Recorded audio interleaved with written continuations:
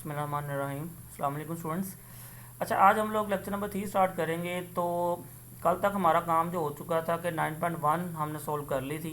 तो 9.1 में मैंने आपको कहा था कि आपने सिंपल उसका जो पहला क्वेश्चन है ना, ऑर्डर डिग्री वगैरह फाइंड करना है सबका, वही सोल्व करना है, बाकी कुछ नहीं करना। ठीक है जी।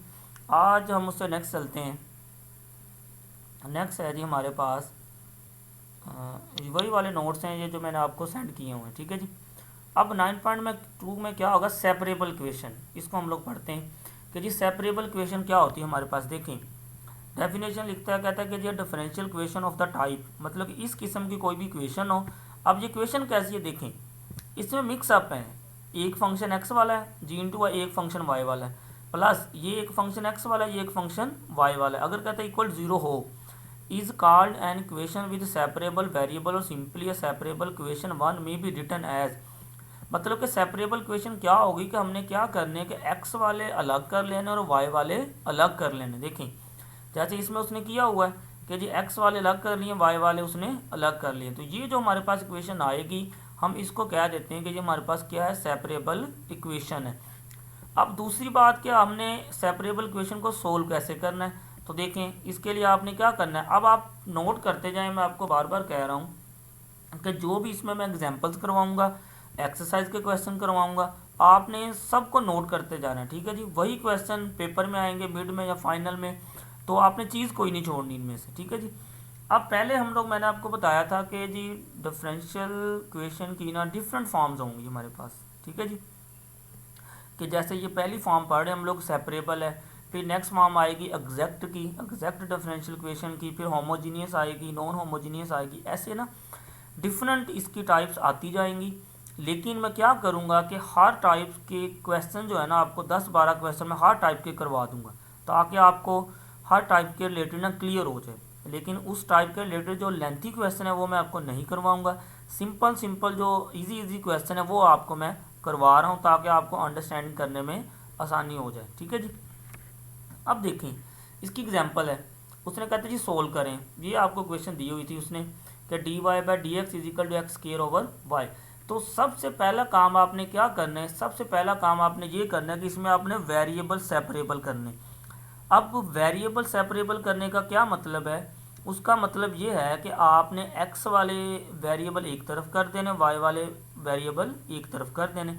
जैसे इसमें देखो, उसने लिखता है कि equation one can be written as, क्या किया उसने, देखो वाई को इससे क्रॉस मल्टीप्लाई कर लिया, एक्स को इससे क्रॉस मल्टीप्लाई कर लिया। तो ये वेरिएबल क्या हो गए, सेपरेबल हो गए। देखें, वाई वाले एक तरफ आ चुके, वाई डी वाई एक्स वाले एक तरफ आ चुके। अच्छा, फिर देखिए वो नेक्स्ट लिखता है कि जी इंटीग्रेटिंग बोथ द साइड्स। फिर आपको मैंने, इसलिए आपको याद होगा कि हमने पहले 1-2 लेक्चर मैंने इस पे लगाए, डेरिवेटिव और इंटीग्रेशन पे। वो लेक्चर लगाने का मेरा मकसद यही था कि आपको डेरिवेटिव इंटीग्रेशन आ जाए। क्यों? क्योंकि जब हमने इसको सोल्व करना था, मुझे पता था इसमें यूज़ होने। अब देखिए सिंपल है, अब जब y की आपने इंटीग्रेशन करनी है, तो देखिए y की पावर कितनी है, 1 है। तो इसका मतलब इस पर पावर रूल लग जाएगा। तो इंटीग्रेशन का पावर रूल क्या होता है कि हम पावर में एक जमा करते हैं और उसी पावर को उसमें डिवाइड कर देते हैं। तो इधर y की पावर कोई भी ना हो, क्या होगी, y की पावर 1 होगी। तो इस पर पावर रूल लगाया, देखें कि 1 में एक ऐड किया, उसी को इस पर डिवाइड कर दिया। तो क्या बन गया जी, इंटीग्रेशन करने के बाद वाई स्क्वायर बाय 2। फिर इसी तरीके से इधर भी इंटीग्रेशन कर दी। इधर क्या था, ये आपको याद होगा, मैंने आपको करवाया भी था, ये इंटीग्रेशन का पावर रूल है। तो एक्स स्क्वायर पे पावर रूल लगाया, जब देखें पावर में एक ऐड किया, 2 + 1 कितना बन गया, 3, और 3 को इस पर डिवाइड कर दिया। तो देखिए इसकी इंटीग्रेशन करने के बाद क्या आंसर आ गया, x³/3। फिर आपको मैंने बताया था कि जो हमारे पास क्वेश्चन होते हैं ना, डेफिनेट इंटीग्रल वाले, इनडेफिनेट वाले, उसमें हम लोग सी ऐड नहीं करते। जिसमें लिमिट्स गिवन हो ना इंटीग्रल की, उसमें हम लोग सी ऐड करते हैं, लेकिन जिसमें ना हो उसमें सी ऐड नहीं करेंगे। अब इसमें उसने इधर लिखा नहीं हुआ, लेकिन आप इधर लिख सकते हो कि इधर आप ऐसे इंटीग्रल वाला साइन डालो, ऐसे जो सिंबल होता है ना इंटीग्रल का, ऐसे करके, कि ऐसे उधर से आके ऐसे होता है ना इंटीग्रेशन का, आप इधर वो लिख लेना है। ठीक है जी। अब फिर क्या हुआ, देखें कि जी इसको उसने मजीद सिंप्लीफाई कर लिया।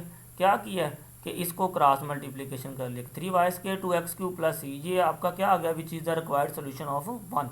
कि हमने क्या किया है कि इस डिफरेंशियल इक्वेशन को सोल्व कर लिया है। और हमने सोल्व कैसे किया है, सेपरेबल इक्वेशन से। यही हमारा टॉपिक था कि सेपरेबल इक्वेशन क्या होती है, कि हमने वेरिएबल को सेपरेबल करके उनकी क्या कर देनी है, इंटीग्रेशन कर लेनी है। तो ये छोटी सी एग्जांपल में यही हमने काम किया। कि पहले वेरिएबल को सेपरेबल कर लिया, फिर इनकी इंटीग्रेशन कर दी है। तो ये आपको मैं बार बार बता रहा हूँ कि इसमें सिंपल ना इंटीग्रेशन का पावर रूल यूज़ हुआ है।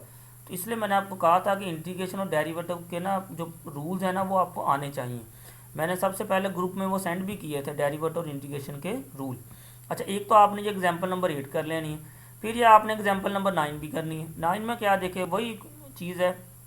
तो ये इक्वेशन उसने दे दी है, तो सबसे पहले हमने इसको सेपरेबल कर लेना। सेपरेबल कैसे किया देखें, डी इसको क्रॉस मल्टीप्लाई कर लिया, क्रॉस मल्टीप्लाई करने के बाद एक्स इधर मल्टीप्लाई और इधर आगे डिवाइड कर दिया। देखें एक्स वाले एक तरफ कर लिए, वाई वाले हमने एक तरफ कर दिए। ठीक है जी, ऐसे इसको क्रॉस मल्टीप्लिकेशन करके ना, तो फिर एक्स वाले एक तरफ कर लो, जो इधर मल्टीप्लाई हो रहा है इधर डिवाइड हो गया, जिधर डिवाइड हो रहा है उधर आगे मल्टीप्लाई हो गया। तो देखें ये एक्स वाले एक तरफ हो गए सारे, ये सारे वाई वाले एक तरफ हो गए। अब आप क्या कर लो, अब आप इसकी इंटीग्रेशन कर लो। इंटीग्रेशन क्या थी देखें, ये डी एक्स है ना, 1/x है। तो ये आपको मैंने बताया भी था कि log x का डेरिवेटिव कितना होता है 1/x, और 1/x की इंटीग्रेशन कितनी होगी ln x। ठीक है जी, तो इतने हिस्से की इंटीग्रेशन कितनी होगी ln x, ये tan y। तो ये आपको मैंने फार्मूले लिखवाए थे, आपको याद होगा, और फार्मूलों को मैंने फिर पेज भी शीट भी आपको सेंड की थी।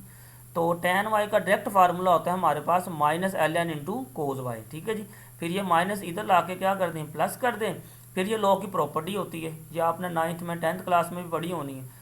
लॉ की ये प्रॉपर्टी होती है कि अगर दो लोग हों ना, उनके दरमियान में प्लस हो, तो हम उसको कैसे लिख लेते हैं, ऐसे मल्टीप्लाई में लिख लेते हैं। तो ये लॉ की प्रॉपर्टी लगा के ये चीज़ बन गई। फिर उधर इसने सी ख़त्म करना था, दोनों तरफ ई की पावर में ले गया। तो इसको ई की पावर में जब लिखा, ई और ये इनवर्स लॉ ख़त्म हो जाता है, ये ई की पावर में चला गया। अब ई की पावर सी था, उस ये कांस्टेंट था, उसने सारे को एक नए कांस्टेंट के बराबर ए के रख दिया।